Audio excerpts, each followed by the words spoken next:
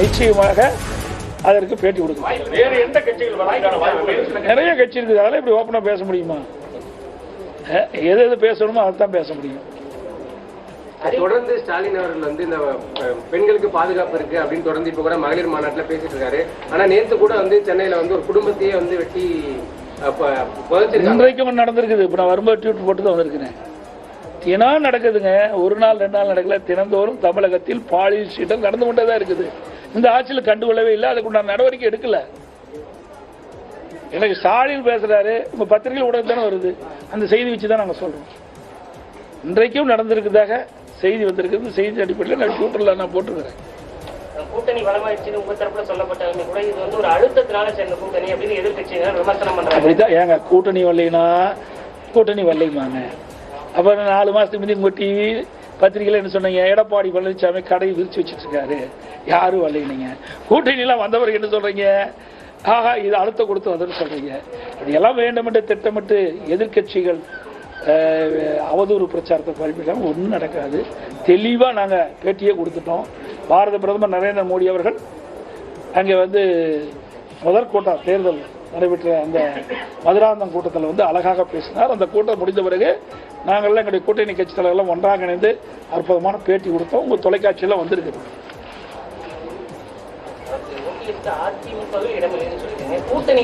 Sir அதெல்லாம் எதை எதை பேசணுமோ அதைத்தான் பேச முடியும், எல்லாவற்றையும் பேச முடியாது.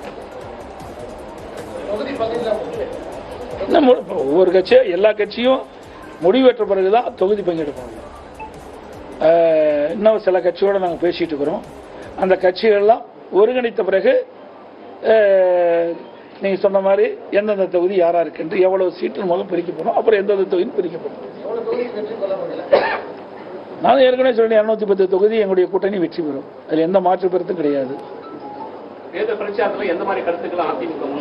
அது எப்படியும் முதல்ல சொல்ல முடியும், முன்கூட்டியே சொல்ல முடியாதுல்ல. ஒரு சிலவற்றையே சொல்ல முடியும், அப்புறம் அதுக்கு வேல்யூ இல்லாம போயிடும்.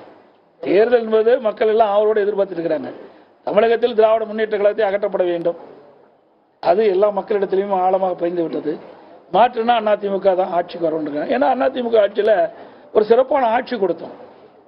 மாண்பு அம்மா இருக்கின்ற பொழுதும் கொடுத்தாங்க. அம்மா மறைவுக்கு பிறகும் 4 வருடம் 2 மாத காலம் ஒரு சிறப்பான ஆட்சி கொடுத்தோம். எவ்வளவு திட்டங்களை நிறைவேற்றி கொடுத்தது இந்த மாவட்டமே சாட்சி.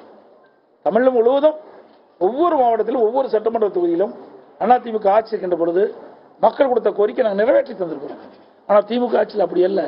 தினந்தோறும் போட்டோ ஷூட் எடுப்பாங்க, தினம் ஒரு பேர் வைப்பாங்க. அந்த பேரோட அன்றைய தினம் அவருடைய நிகழ்ச்சி முடிஞ்சு போச்சு. அவ்வளவு பேர் வச்சிருக்கிறாங்க. அதே மாதிரி ஒரு திட்டத்தை அறிவிப்பாங்க, ஒரு குழு போடுவாங்க, அதுக்கு ஒரு தலைவர் போடுவாங்க, அதோட விட்டுருவாங்க. 52 குழு போட்டிருக்காங்க சார். 52 குழு என்னென்ன பணியை மேற்கொள்ளதுன்னு வெள்ளையறி கேட்டா இது வரைக்கும் கிடையாது. இந்த ஆட்சியை பொறுத்த வரைக்கும் வெற்றி அறிவிப்பு விட்டு இன்னைக்கு கவர்ச்சிகரமாக திட்டத்தை அறிவித்து மக்களை ஏமாற்றி செயல்பட்டுக் கொண்டிருக்கிற அரசு இன்னைக்கு ஊழல் அரசாங்கம். இன்றைக்கு பல்வேறு துறைகள் ஊழல் பற்றி நடைபெற்றது. அந்த எந்தெந்த துறைகள் ஊழல் நடந்திருக்குது என்ற முறைகேடு நடந்திருக்குது என்ற அந்த பட்டியலிட்டு மேதகு ஆளுநர்கிட்ட கொடுத்து ஆளுநர் நடவடிக்கை எடுக்க சொல்லியிருக்கிறோம். 4 லட்சம் கோடி இது வரைக்கும் நடந்திருக்குது. அது மட்டும் இல்ல, இன்னொரு வேதனையான சமாச்சாரம் பார்த்தீங்கன்னா எவ்வளவு முறைகேடு நடந்துங்க பாருங்க. 2026-27 நிதியாண்டின் நெடுஞ்சாலைத்துறைக்கு ஒதுக்கப்பட வேண்டிய நிதியிலிருந்து விதிமுறையெல்லாம் மீறி இந்த மாதமே 2000 கோடி சாலை பணிக்கு ஜனவரி மாசம் ஒப்பந்தம் இருக்கிறாங்க. அதாவது 2026-27 மீண்டும் இணையறதுக்கு நான் ரெடியா இருக்கேன். எடப்பாடி பழனிசாமி நான் வந்து பல தடவை சொல்லிட்டு தம்பி, உங்களுக்கு விறுவிறுப்பான செய்தி வேணுங்கிறதுக்காக அடிக்கடி இந்த கேள்வி கேட்டுட்டே இருக்கிறீங்க. இது அன்னைக்கு தான் கேட்டு இருக்காரு, இன்னைக்கே கேட்டாரு, 3-4 வருஷமா கேட்டு தான் இருக்காரு. அதாவது ஏற்கனவே அனைத்து இந்திய அண்ணா திராவிட முன்னேற்ற கழகத்தின் பொதுக்குழு கூட்டத்தில் ஏகமனதாக எடுக்கப்பட்ட முடிவு, திரு ஓபிஎஸ் அவர்கள் அடிப்படை உறுப்பினர் நீக்கப்பட்டு விட்டார். நடவடிக்கை எடுக்கப்பட்டிருக்கிறது. அதனால அந்த கட்சியில் சேர்த்துவதற்கு எந்தவித வாய்ப்பும் இல்லை. எந்த புது கட்சியும் தொடங்க என்ன எனக்கு இல்ல. அது அவரை தான் கேட்கணும். நீங்க அவரை போய் கேளுங்க சார். இது அடிப்படை நல்லா புரிஞ்சுக்குது. பொதுக்குழு எடுக்கப்பட்ட முடிவு, அவர் பொதுச்சாலை எடுக்கப்பட்ட முடிவு இல்ல. 2500க்கும் மேற்பட்ட பொதுக்குழு உறுப்பினர்கள் ஒன்றாக கூடி சென்னையிலே அவர்கள் இந்த இயக்கத்திற்கு துரோகம் இழைத்த காரணத்தினால் அந்த சென்னையில் கூட்டப்பட்ட அந்த பொதுக்குழுவில் எடுக்கப்பட்ட நடவடிக்கை. மீண்டும் இணையறதுக்கு நான் ரெடியா இருக்கேன், எடப்பாடி பழனிசாமி நான் பல தடவை சொல்லிட்டு தம்பி, உங்களுக்கு விறுவிறுப்பான செய்தி வேணுங்கிறதுக்காக அடிக்கடி இந்த கேள்வி கேட்டுட்டே இருக்கிறீங்க. இது அன்னைக்கு தான் கேட்டு இருக்காரு, இன்னைக்கே கேட்டாரு, 3-4 வருஷமா கேட்டு தான் இருக்காரு. அதாவது ஏற்கனவே அனைத்து இந்திய அண்ணா திராவிட முன்னேற்ற கழகத்தின் பொதுக்குழு கூட்டம், பொதுக்குழு கூட்டத்தில் ஏகமனதாக எடுக்கப்பட்ட முடிவு, திரு OPS அவர்கள் அடிப்படை உறுப்பினர் நீக்கப்பட்டு விட்டார். நடவடிக்கை எடுக்கப்பட்டிருக்கிறது. அதனால அந்த கட்சியில் சேர்த்துவதற்கு எந்தவித வாய்ப்பும் இல்லை. எந்த புது கட்சியும் தொடங்க என்ன எனக்கு இல்ல. அது அவரை தான் கேட்கணும். நீங்க அவரை போய் கேளுங்க சார். இது அடிப்படை நல்லா புரிஞ்சுக்குது. பொதுக்குழு எடுக்கப்பட்ட முடிவு, அவர் பொதுச்சாலை எடுக்கப்பட்ட முடிவு இல்ல. 2500க்கும் மேற்பட்ட பொதுக்குழு உறுப்பினர்கள் ஒன்றாக கூடி சென்னையிலே அவர்கள் இந்த இயக்கத்திற்கு துரோகம் இழைத்த காரணத்தினால் அந்த சென்னையில் கூட்டப்பட்ட அந்த பொதுக்குழுவில் எடுக்கப்பட்ட நடவடிக்கை. அதிமுக பொதுச் செயலாளர் எடப்பாடி பழனிசாமி சேலம் மாவட்டம் ஓமலூரில் செய்தியாளர்களை சந்தித்த போது பன்னீர்செல்வத்திற்கு அதிமுகவில் இடம் இல்லை என்பதை திட்டவட்டமாக கூறியிருக்கிறார். 2022ஆம் ஆண்டு அதிமுகவினுடைய செயற்குழு மற்றும் பொதுக்குழு கூட்டத்தில் எடுக்கப்பட்ட முடிவு உறுதியாக இருப்பதாக திட்டவட்டமாக இன்றைய தினத்தில் அறிவித்திருக்கிறார். மிக முக்கியமான ஒரு பார்க்கிறோம். அதே போல நம்ம இன்னொரு விஷயத்தையும் கவனத்தில் எடுத்துக்கொள்ளணும். பன்னீர்செல்வம் கூட்டணிக்கு வருகிறாரா என்ற கேள்விக்கு அவர் எந்த ஒரு பதிலையும் சொல்லாமல் இருக்கிறார்.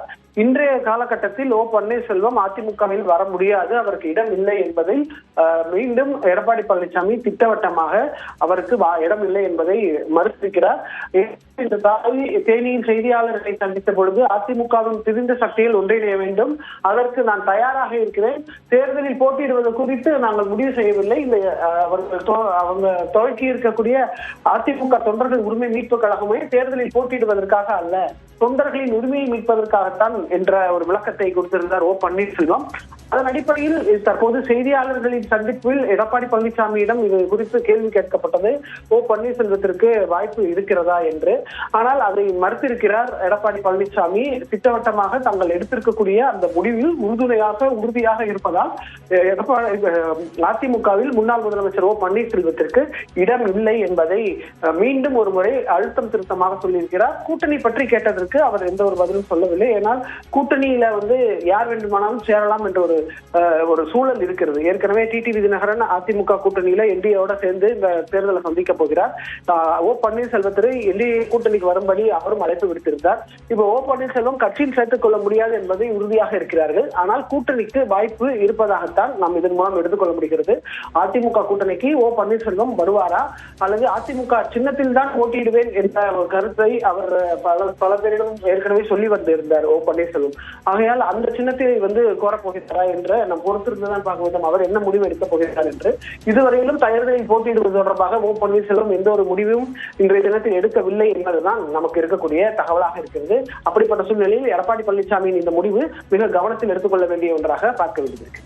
சுபாஷ், தொடர்ந்து இணைப்பில் இருங்க, நம்ம பேசலாம். தற்போது பன்னீர்செல்வத்தை நீக்கியது தன்னுடைய தனிப்பட்ட முடிவு அல்ல, அது பொதுக்குழுவின் முடிவு என்று கூறியிருக்கிறார் அதிமுக பொதுச் செயலாளர் எடப்பாடி பழனிசாமி. அவர் பேசிய காட்சிகளை தற்போது பார்க்கலாம். மீண்டும் இணையறதுக்கு நான் ரெடியா இருக்கேன், எடப்பாடி பழனிசாமி நான் பல தடவை சொல்லிட்டு தம்பி, உங்களுக்கு விறுவிறுப்பான செய்தி வேணுங்கிறதுக்காக அடிக்கடி இந்த கேள்வி கேட்டுட்டே இருக்கிறீங்க. இது அன்னைக்கு தான் கேட்டு இருக்காரு, இன்னைக்கே கேட்டாரு, 3-4 வருஷமா கேட்டு தான் இருக்காரு. அதாவது ஏற்கனவே அனைத்து இந்திய அண்ணா திராவிட முன்னேற்ற கழகத்தின் பொதுக்குழு கூட்டம், பொதுக்குழு கூட்டத்தில் ஏகமனதாக எடுக்கப்பட்ட முடிவு, திரு OPS அவர்கள் அடிப்படை உறுப்பினர் நீக்கப்பட்டு விட்டார். நடவடிக்கை எடுக்கப்பட்டிருக்கிறது. அதனால அந்த கட்சியில் சேர்த்துவதற்கு எந்தவித வாய்ப்பும் இல்லை.